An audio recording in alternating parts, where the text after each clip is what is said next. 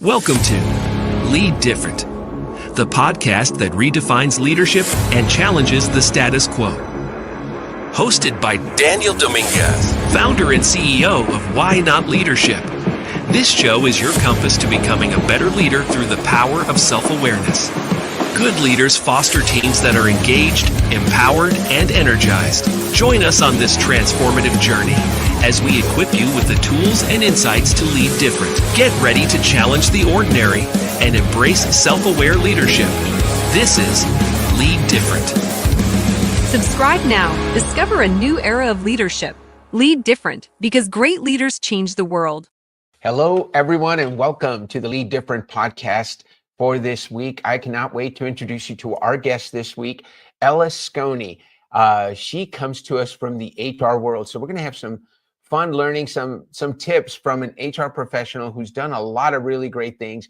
And one of the best things she's done is founder of Fractional People and also Organized Chaos Consulting. So you probably already know, just based on those two titles, why she's on the Lead Different podcast. This is the kind of stuff that I just absolutely loved to talk about with you guys. Let me tell you a little bit about Elles. Elles is the founder of Organized Chaos and Fractional People, as I already said.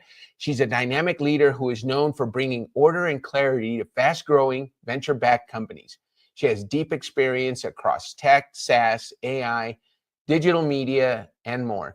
She works at every level, from entry level to the boardroom, transforming chaos into intentional culture and strategy. And that word intentional is important. She's a passionate community builder and advocate for women in leadership.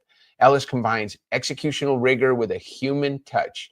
Whether she's advising startups, facilitating leadership groups, or investing in bold ideas, she is on a mission to create intentional experiences and spaces for human connection and learning. So without any further ado, let me introduce you guys to Elles Skony. How are you, Elles? Hello, I'm great. Thanks for having me. How's your day going, Dan? My day is going great. For those of you that watch the show regularly, you notice a different background, right? So we are on vacation in the northern New Mexico mountains. We're taking some time while our daughter is camping.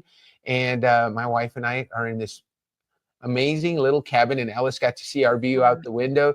So that's what's exciting for me, Elles. But today's about you. What's exciting for you right now? As I read that bio, I'm just so grateful to be connected to you. I'm thankful to shout out to Mindy Honcoop for connecting us. Yes, shout out to Mindy. The work Mindy. that you do just resonates with the work we do at Why Not Leadership.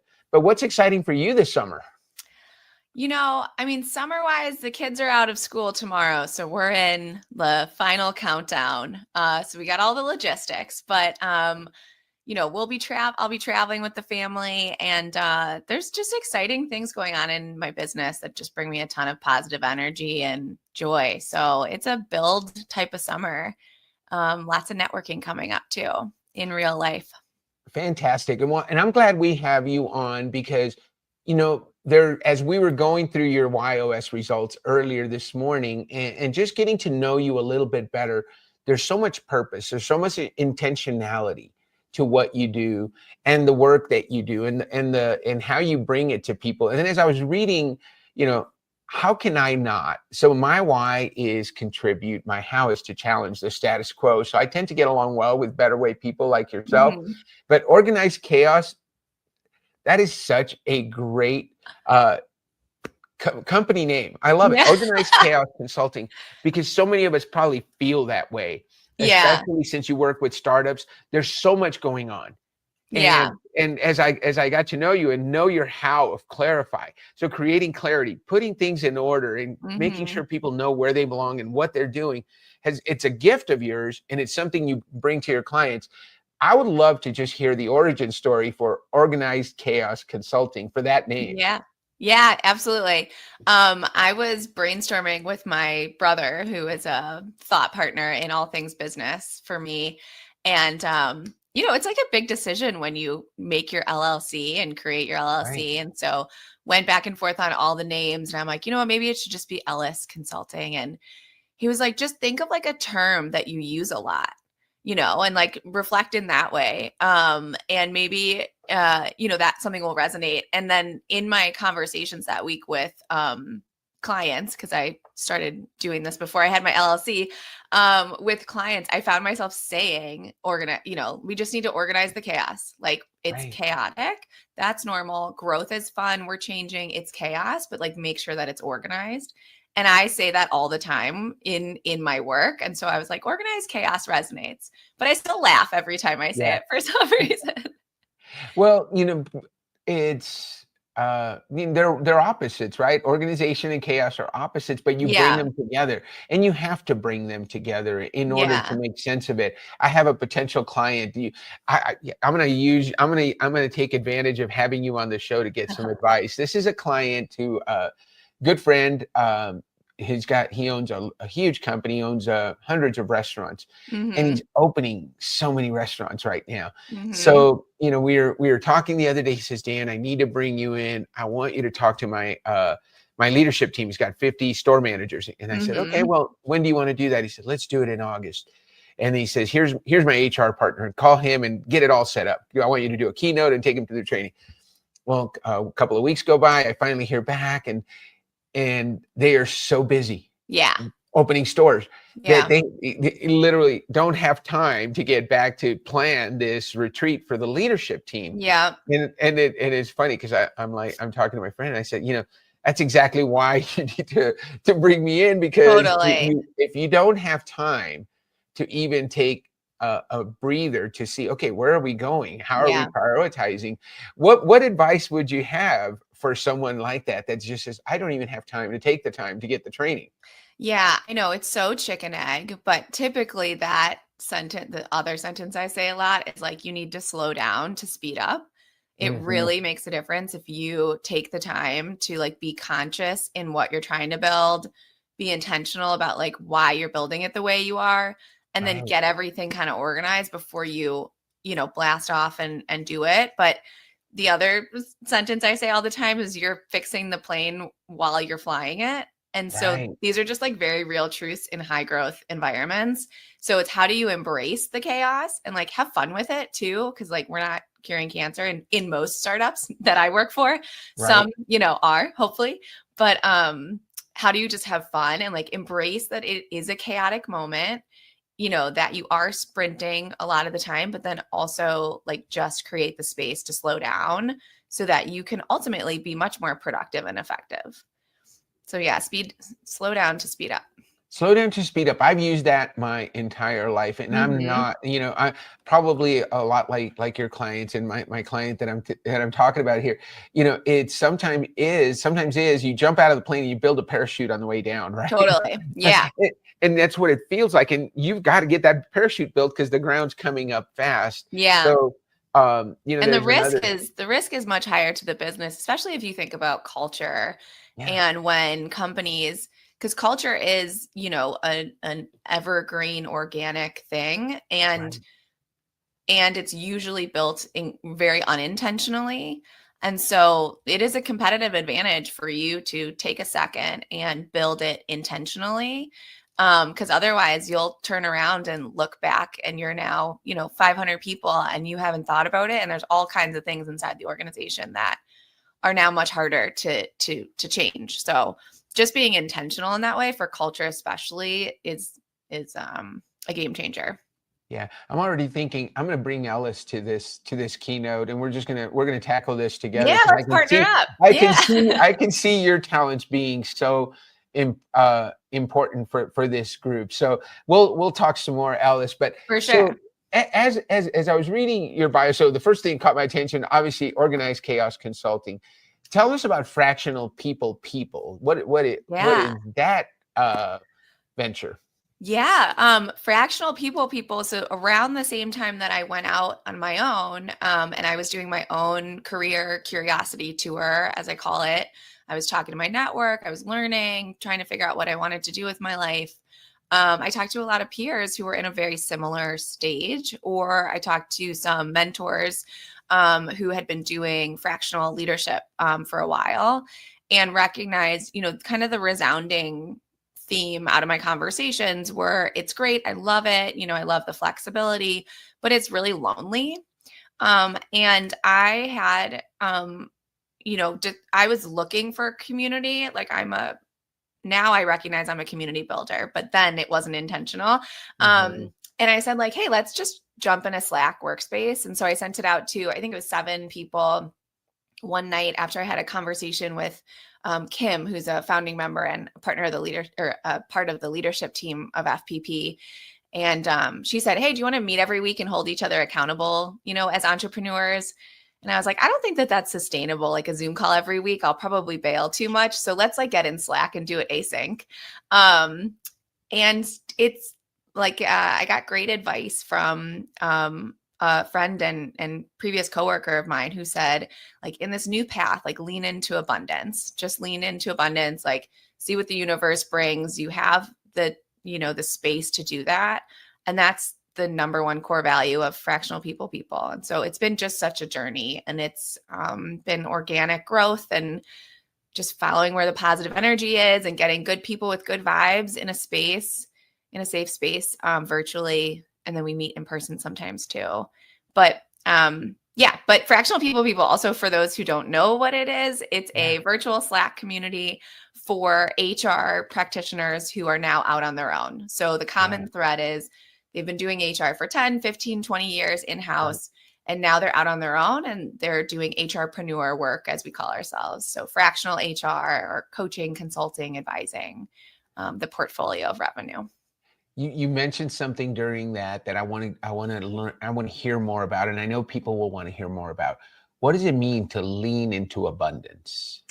Yeah, there's plenty for everyone. Is the summary there. So, on a daily basis, as I'm just kind of continuing to intentionally build the space of fractional people, it's that chant in the back of my mind, like, there's plenty for everyone. And if the more we can amplify each other and support each other, like it's all win. And so that mentality is core in the community, and it shows. And there's a lot of, I didn't plan for this, but there's a lot of business that happens from that too, which is wonderful to see. I always say, like, if everyone makes money off FPP, I'm a happy person. So it's just like, there's plenty for everyone. And if you lean into that and you kind of fight that initial instinct when you feel defensive or competitive, 10 times out of 10, if you lean in with curiosity, you lean in with abundance, like, it will result in better, more positive energy and more opportunity. So leaning in with that abundance mindset. Now, what you said, it's a win-win-win, right? Mm-hmm. It's not just I know you say that too. I win.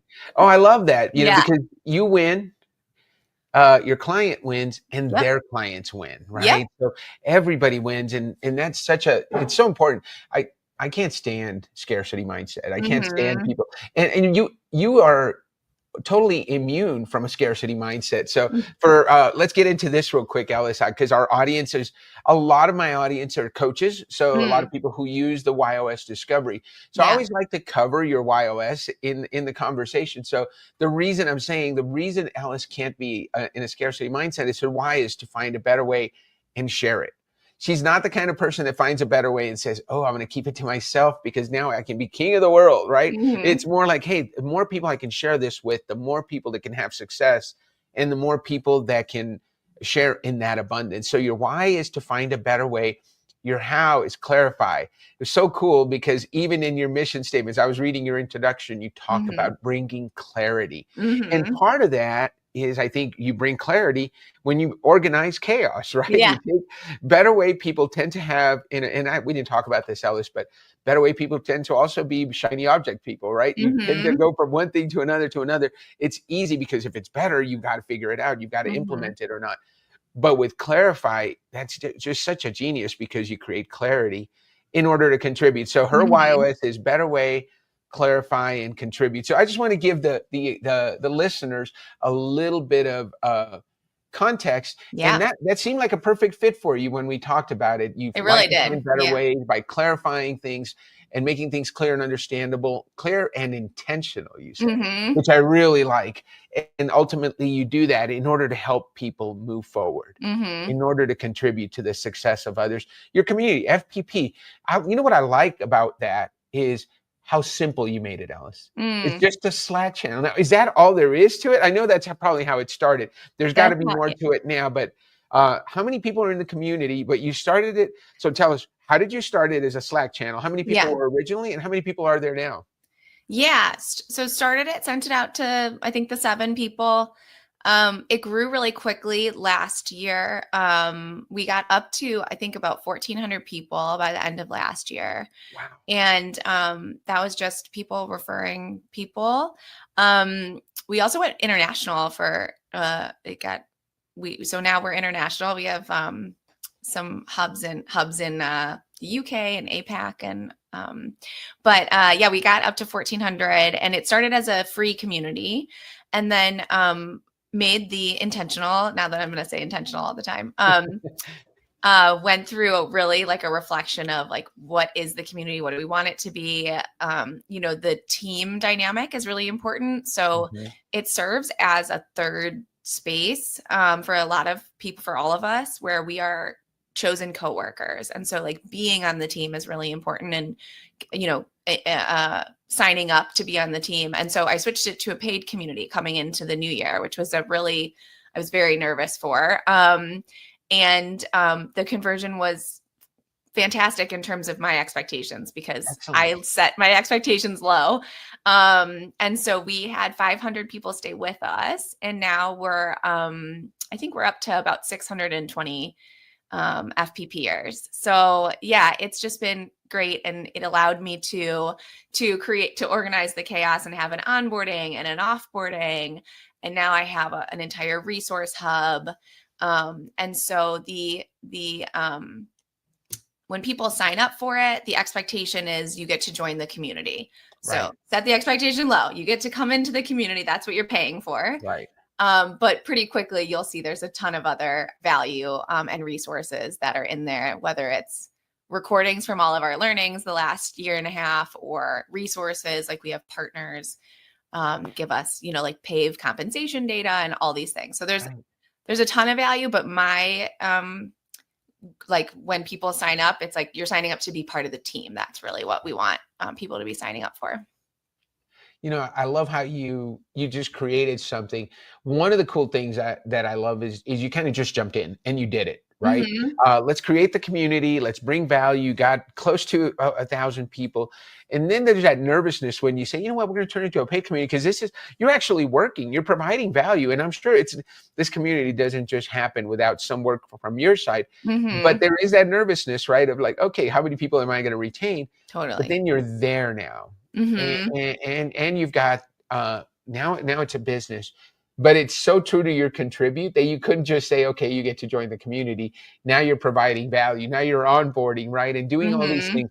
And it's funny because my team tells me the same thing. We just went through a price increase. We just said, you know what, we're getting so much business. Let's increase the price and we can see, narrow down. Yeah. But as soon as I did that, I want to say, well, I want to do something more. I can't just raise the Yeah. price. So I Yeah. wanted to do something where it sounds like that you did a similar thing. You're like, okay, people are paying. What else can I do besides letting them join the community? So Yeah. you've added some value through an onboarding process. Yeah. Yeah. And I think, with virtual communities, um, there's no guarantee that people are going to, well, no one sees it the same way. So some people have been Right. in Slack before, some people haven't. And so it's been really fascinating. I talk about this with the community leads all the time of how synonymous HR leadership and employee Mm, engagement in Slack mhm. and Teams or whatever it is so similar to what we're doing with FPP Yeah. because it's all about like, how do you help people understand the community, find the resources, and like meet their people inside of FPP the fastest that you can so that they really feel included as quickly as possible. And so the virtual, so I've been nerding out with tools and like learning all these things, which is, I love, to learn new things. So it's been super fun. I want to talk, this is so good, Ellis, this is so fun. I want to talk about your vision, because when I think about 𝗪𝗡, clarity, and contributing, you envision a business world where clarity replaces confusion, culture drives performance, and leaders lead with both care and intention. And I see that. That's a better way to do business. I can see where you're talking about clarity, and I can see where you're leading with care and intention, so that gets to the contribute bone in you. Your goal is to build communities and companies that scale sustainably while staying rooted in values that matter. How do you do that? How are you helping companies do that? Yeah, so on the organized chaos side, I'm a fractional chief people officer and an advisor to companies, and a lot of that is all of that is I'm a thought partner to founders and executives in the organization on all things strategy and people. And so, just asking questions that help them to, again, slow down a bit, because when you're running the company, when you're operating the company, you're just, you're running. And I think I'm helpful, or I'm told that I'm helpful, because I can kind of slow them down, ask a few questions that help them just take a step back and assess what they're doing and why they're doing it, so that, again, they can lead with intention, right? And so they know why they're doing it. They're conscious of the decisions they're making. They're conscious of the culture they're shaping, or the communication that's occurring, or the coaching that's occurring. And so I work with them in that capacity mostly right now. I meet with executives on a monthly basis. I meet with the whole exec team and just continue to calibrate them on why are we doing this the way we're doing it, and just being intentional and open and conscious in that way. So you bring up a trait that's very common amongst people with the why of clarify, and it can be seen as a negative, right? So often you're seen as the person that slows things down. But when you see it as the gift that it is, and the gift is a lot of founders, a lot of startups have a lot of vision, very high energy, shiny object visionaries that want to do this, we want to do that. You bring in an Ellis with a how of clarify, and she's going to slow you down. She's going to intentionally slow you down, because she's going to ask the questions you as a founder have forgotten to ask. And that could really get you in trouble, because you're going to grow unintentionally. You're going to grow in different directions that maybe you didn't want to grow. And next thing you know, you're supporting arms of your organization that aren't really bringing in profit, or are functional, or part of the mission and the values that you originally had. So I love how that is a superpower that you have, the ability to slow people down and say, wait, have you thought of this? Right. And you mentioned, I bet your clients say it all the time. Gee, I call it the Brady Bunch reaction. Gee, Dad, I never really thought of it that way. Right. Yeah, for sure. Those are some of my favorites. Yeah. And I think too, just helping them see and think about maybe where some of the roots are too. Like communication is hard. It's hard especially once you pass 20 employees. Right. And so communication is a big piece of that, of, here's a situation. How do I handle the situation?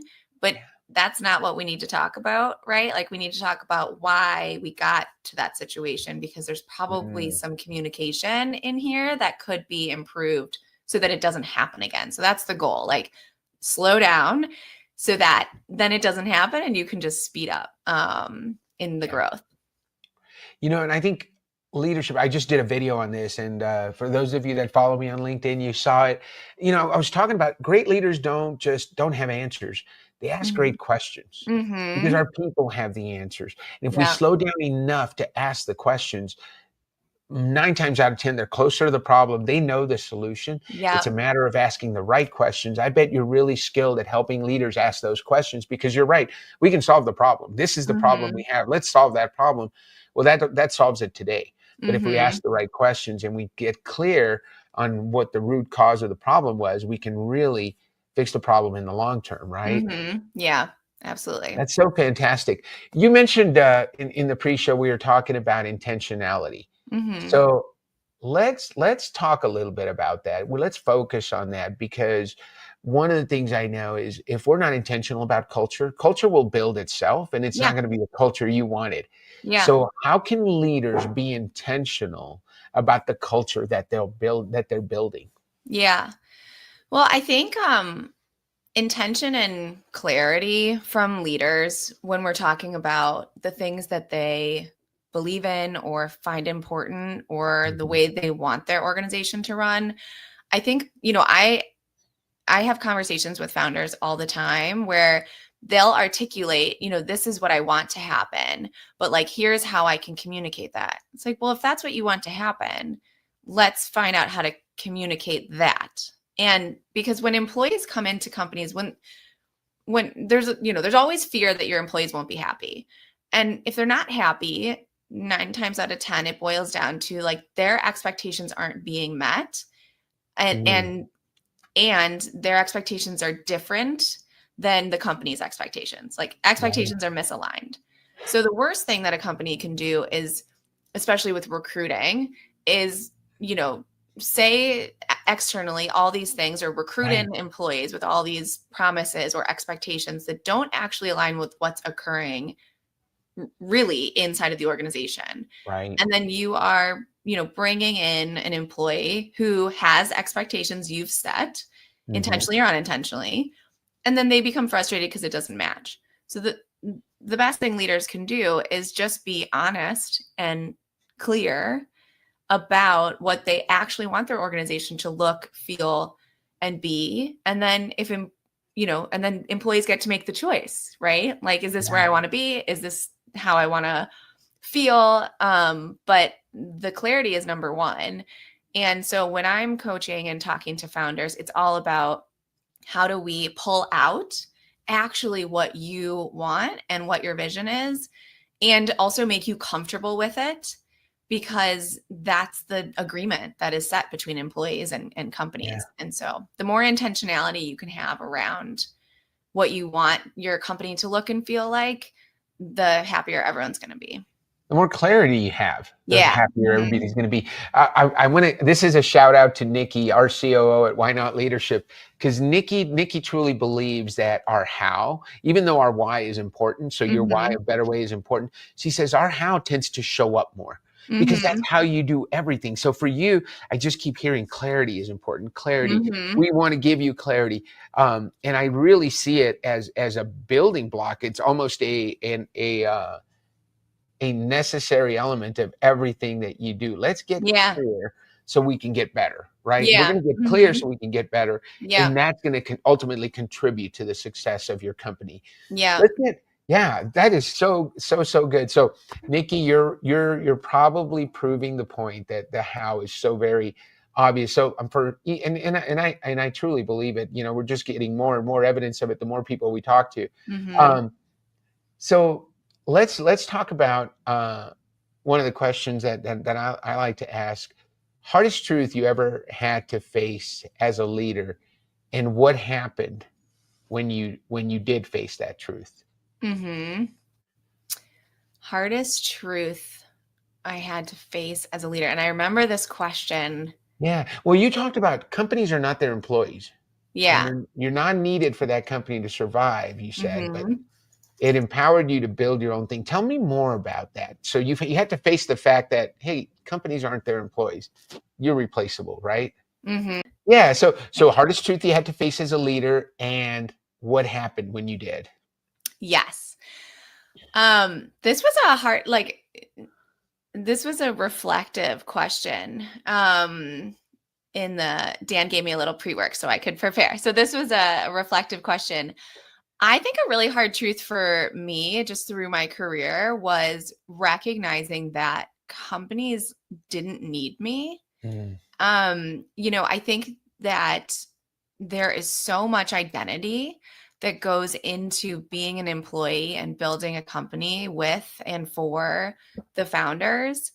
And, there's a part of that you are investing in. Sometimes you even have a piece of the company, right? So Right. I'm not saying you're not also building it with them, but I think just recognizing that, when I've left companies, they move on, like they survive, right? And Right. so it is not your entire identity. It doesn't need to be your entire identity. And we as HR leaders, like our goal is for people to feel that the company is their identity, to make sure they feel engaged. Like the number one NPS question for years has been, do you have a best friend at work? So we're Mhm. taught, companies are trying to have you really embody and be part of the company. And that's a great mission. It's good to feel included and all the things, but I think a hard truth was, and they'll be okay if and when you leave, Mhm. and you can be replaced. And so that kind of aha for me just empowered me to focus on, what do I want to build? Like, how do I want to build my career? And then ultimately led to me, building my own business. So I could really own that. That's really good. There's so much in there because that realization that, and this is coming from a former national sales director for a Fortune 100 company. You just feel like, oh my gosh, how could they get this many sales if I'm Right. not there? And guess Right. what? You leave and sales keep happening, right? Right. But Yeah. you feel like, oh, and I think it goes to another side that I talk about a lot. You're not taking vacations. You're not Right. taking time off. You're investing all your time, all your free time, all your energy. You're sacrificing your family. At the end of the day, when you're gone, guess what? The ship keeps on moving, Right. right? Yeah. And there's not to say that you don't bring value and that there's not things that you do that are helping it run, but Right. someone else can do that too. Right. Right. And they might do it a Yeah. little bit differently. And there might be a dip, right? There might Yeah. be a dip in performance. But at the end of the day, so how did that shape your ability or your decision to Yeah. start Organized Chaos? Yeah, well, I think just to back up a second too, from the shaping of how I've, helped founders build their companies, like the best founders I've worked with, they really truly believe that like their goal is to create better versions of like to help that person become the best version of themselves. Yes.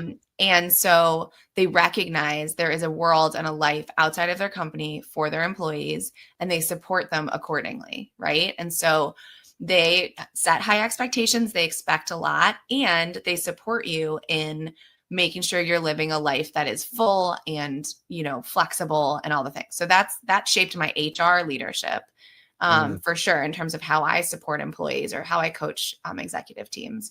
And then in terms of building my own business, I think there was during my career curiosity tour, I would have interviews with full-time companies.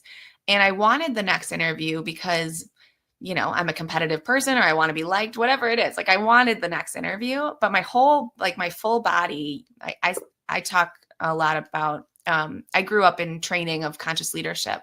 And so the full body yes is like what I Mm. seek and look for. And I wasn't having a full body yes to those. Mhm. And I think it's because I'm 150% when I'm in a company. Like my previous companies, my kids wear the swag. I have enough fishing and tackle for life because I worked at an e-com company in fishing and tackle. So I live and breathe the companies that I work for. Right. And I just kind of made that conscious decision of, I think I want to live and breathe my own brand, and see how it goes and see if I can do it. And, I find joy. I find joy in building. And I was like, let's just like build for myself for a second and see how it Yeah. goes. Well, you can spend 24/7 doing it, right? Thinking Hmm. about it. Why not build your own thing? And Hmm. I know it's scary. I know, I recently sent someone to you who's considering going into that space Hmm. and being their own boss and being a fractional HR leader. But it's so true. People. I've been in sales my entire life and got to a pretty high level at a really nice company. But people said, "Gosh, you got to be so self confident." And I always say, you know what? Salespeople are the least confident people Uh-huh. because we live for that yes, right? We Yeah. live for that close. We are so our ego is so tied into what we do that when Mm. we need that constant boost of adrenaline that we get when we close a big deal and we Right. move forward. And that's just insecurity, and that's just who we are. Mhm. So we might come across as really secure, but I think we all have, because you mentioned it, your want to be liked, and we all have that. That's Yeah. natural. We all want to be Oh, liked. We yeah. all want to be part of the in crowd. But at the end of the day, I love what you said about that full body yes. If you don't have Mhm. that full body yes, saying, as Rosie Ward, good friend of mine, says, if it's not a hell yes, it's a hell no. Uh-huh. Right. Yeah. And put that into you, when you put that into what you do. And that also gets into my next question, because I asked you, I wanted to know what's something that's changed about you. If I knew you 5 years ago, what would I say is different about Ellis today than that I didn't see 5 years ago? Um, Man, I never imagined I'd be where I am today 5 years ago. Um, I think the thing that has changed most about me, it's really been a very transformational process going out on my own. It's been a little over a year and a half now. And I think I have less um, patience or openness to being in spaces that are inauthentic or Mhm. um, surface level conversation, I guess would be the right way to put that. Like, I am building and looking for spaces that are real, that are vulnerable, and I'm supporting people in getting to that space faster. Mhm. That's one of my biggest joys, is the ability to use my skill set to work with a leadership team and help them feel safe and be vulnerable, and then, build from there in their relationships. But yeah, I think and even as I say it, I'm not that confident in saying it, but like, I talk to people a lot about how I just have less energy for that. And I just Yeah. really am trying to follow the full body yes. And I've Yes. always been aware of it. I have always been conscious of it, but I just also did the things that weren't the full body yes. And now I'm Mhm. trying to kind of own and step into that more and more every day. Yeah, and I think I love there's a lot that you talked about there that's so important. I Hmm. think, you've done the work. You've put in the work. You've been at corporate. You've led companies. You've led teams. You've been an HR leader for a lot of important decisions, and now you're just helping people that fit you. And I think we all become less tolerant when we become Hmm. entrepreneurs. Look, this is who I want to work with, and and if we're not a fit, we're not a fit, and that's okay. Yeah, Let's move totally. on. I Yeah. tell people I'd rather hear a fast no than a slow yes. I Yeah. just, you know what? If I'm not your cup of tea, just let me know. That's Yeah. okay. We can move on. I'm a big boy. I can handle it. I can go find another yes somewhere else. I'm sure you're Hmm. the same way, because those Rosie says it best, and I quote Rosie Ward all the time. She says, those no's make room for your yeses, Yeah, right? absolutely. So those people There's that a aren't a lot fit, of you got to walk away. yeah, there's a lot of empowerment in being able to assess and decide on what the right client fit is, for sure. That's a whole Yeah. new world. You're not tied to one company that Hmm.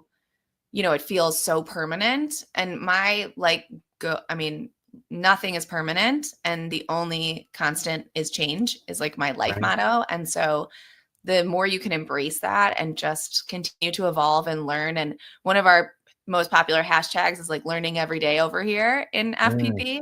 It's just like, we're just learning, and everyone's making it up. Like, everyone's Yeah. learning and making it up.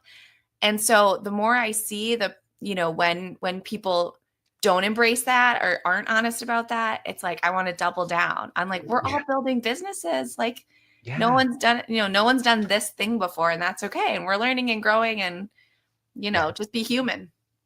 Absolutely. And you know what? It goes to the fact that you're having fun, and I can tell you're Mhm. having fun. So tell me about the part of yourself that you had to reclaim in order to lead the way you do now. Yeah, the identity of moving from an internal HR Hmm. person to an entrepreneur, I'm like still going through the transformation. I'm always going to be going through a transformation of some sort because I love change and growth. But, when you're internally in a company and you say anything or you post anything or, you're representing the company, you're representing the founder. And so there's a lot of, there's not as much, I don't know what the word is, but it's different. It's a different identity. And so then when I move into a space where I can, like FPP is a safe space where I can be silly or honest or whatever it is. And that can be career. Like that's a thing. But yeah, it's just like, you can have more of a, you can talk to more people about transparent and silly and all the things. And it's just a really different identity. And it's an important role internally, just to like not in any way say that's not the right space for a people leader, because it's a really important responsibility. But it's been, an identity kind of transformation moving out of that. Well, I think, we always talked, we joked about it. I remember in corporate, we talked about career limiting moves. There's some things you just can't do, right? That's going to be a career limiting move versus now you have the freedom. Hey, guess what? You are your career. This is your company. So being vulnerable, being silly, leaning into that side of you, that's who you are, right? And that's who we want people to see that side of Ellis, because we want them to make a decision to work with you based on who you are, not on who you're trying to be. Totally. Yeah, it's been really fun. That makes so much sense. So how have your relationships at work or at home changed since stepping into this new version of you? Yeah, I mean, like you said, I'm having fun. And it's fun because like my family is like team organized chaos, team fractional people. So like taking the way that we used to with the companies I worked at, but like now they're my cheerleaders. And so it's been really fun as a family. I have 2 kids and a husband, and they're like my ultimate cheerleaders. So now it's like, team mom. So that's been super fun on the personal side. All my family and relatives like supporting my business in that way. And on the professional side, like the network expansion the last year and a half has just opened my eyes to so many amazing humans. I'm just so grateful for it. And I find such positive energy, especially in the spaces of fractional and women entrepreneurs and women investors and just amazing energy and authentic, real conversation. And so on the professional side, I just am so grateful for a network that's just killer. Yeah. Love that. And you're doing such a great job of it. I've been a beneficiary of some of your network, some of the people in your network, like Mindy. I've sent someone your way. You're someone that immediately I knew you're the kind of person that I want to be associated with, because you lead from a place of empathy. You lead from a place of creating cultures that matter, and you're talking about values, which is so important, because if you don't know your values, if you don't know who you are, if you don't know who you are as you're building, then that culture is going to build itself, and it may or may not be what you want it to be. And we often see that. The other thing that I see, and I think you're probably really good at this, Ellis, is I find entrepreneurs especially. So when I work with, for example, the trades, I have, I've worked with companies where the guy is started out as a really good plumber, just a good plumber. And he was going around and people were hiring him, and he needed to multiply him. So he hired another plumber. Next thing you know, he's got 20 plumbers working for him. He's got $1 million in revenue, but he has no idea how to lead a team, because you know what? He's a plumber. At the end of the day, he'd like to be fixing sinks, but now he's got 20 people fixing sinks, and his job is to run payroll. He's got an HR department. He's got hiring. He's got managers. He's got project managers. And by the way, he's got big government contracts that he's trying to deal with. And all of a sudden, you're a people leader. And you didn't want to be a people leader. You wanted to be a good plumber and make a living, right? Guess what? Now you're a business owner and you're a people leader. What advice do you have for someone who's like just about to pull their hair out and say, maybe I just sell this darn thing, right? Or get out of it. I just want to go plumb. Yeah, totally. And that's a really real, again, I've said transformation 100 times, but that's a very real role shift. And I think the first thing is like reflect on if you like it. Yeah. Like, does it bring you positive energy? Do you find joy in mentoring and growing people? Because if you authentically do not enjoy it, that's a really important thing to like Yeah. just check, in yourself. And then you can hire someone who's the people manager. Like, that's okay. Yeah. But if you do enjoy it, then it's development, right? So it's finding a coach or doing trainings or working with you, Dan. It's finding and developing so that you're doing the right service to your people by working on yourself, because it is a skill. But the first question always is like, do you want to manage people? Because it's okay if the answer is no. And then let's figure out how to make you still successful in that way. Because as we know, managers are why people leave. So if you're not good at it and you don't like it, let's figure out a different way to run the business. Oh, I love that. That's an extra. I take clients through an exercise where I just ask people, okay, so what is it? Tell me your top 3 duties, and let's put them in the quadrants. It's something you're good at and you love. That's top right. We want to spend 80% of our time doing stuff that we love to do, that we're good at. Where's something that you're not good at, but that you like, right? So you like doing it, but you're not good at it. It's okay that you do that, but you're hurting the company because you're not good at it. Right. So let's not spend a lot of time doing that. And then there's the stuff that we're good at, but we don't like. Right. That's good. You're not going to hurt the company because you're good at it, but you don't like doing it. It's draining your energy. So while you're doing good for the company, your attitude probably sucks, right? Right. You're doing it because I hate doing it. It's like me with math. I mean, I can do math. I'm really good at it, but don't make me do accounting because I will, I'll run out of the room screaming after 2 hours. Don't like doing it. And then there's the bottom 4th quadrant, which I call stuff you're not good at and you don't like to do. You should spend 0 time doing that stuff. But so many times when I go through that exercise with a team, I'll have somebody who's like, oh, I hate doing that and I'm not good at it. Yet it's like one of their top 3 duties in the company. And there's somebody else in the room that says, oh my gosh, I would love to do that. Can I do that for you? And you take this from me, right? And we end up swapping duties, because I think if you're open to that, it just makes so much sense to say, hey, you know what, Ellis, you do that part, I'll do this. Totally. And it doesn't matter if you're the CFO and I'm the CMO.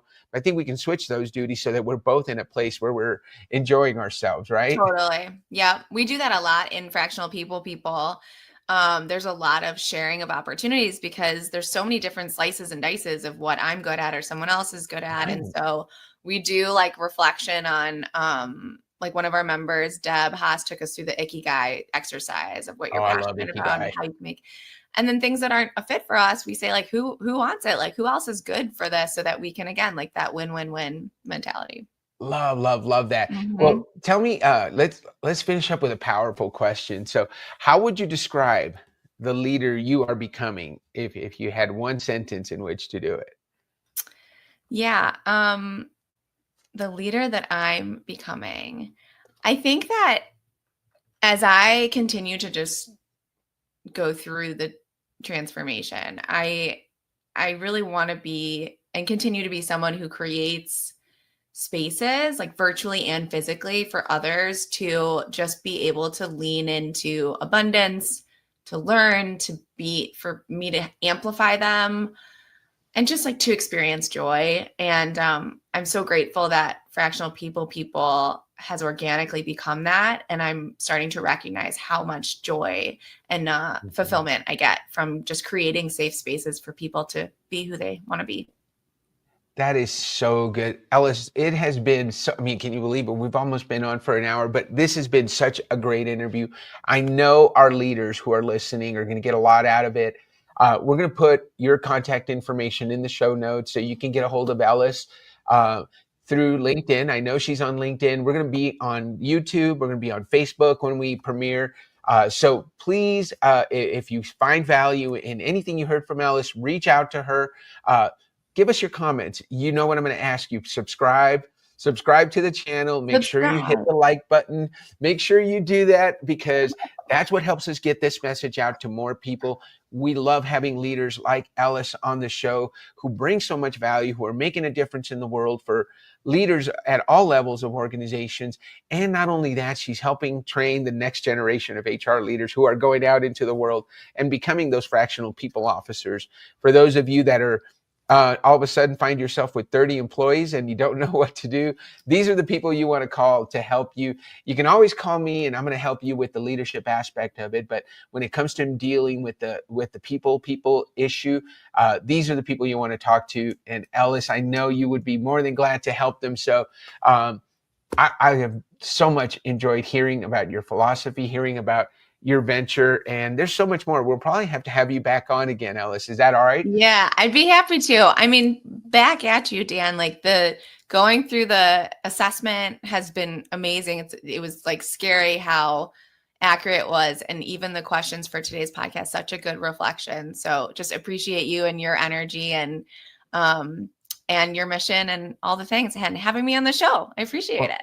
Thank you for being on, Ellis. What do you say we end the show on that note? Why not? Thank you so much, Ellis. Guys, this is the end of our interview for today, but we have an interview every Friday at 11 a.m. Eastern time. We're going to be here with a brand new person for you to meet, a new leader who is leading different and is showing what why not leadership is all about. Thank you, Ellis, for being on. We look forward to airing your episode, and we look forward to hearing your comments and questions. Between now and then, have a great day, and don't forget to lead different. Thanks. Have a great day. This is Lead Different. Subscribe now. Discover a new era of leadership. Lead different because great leaders change the world.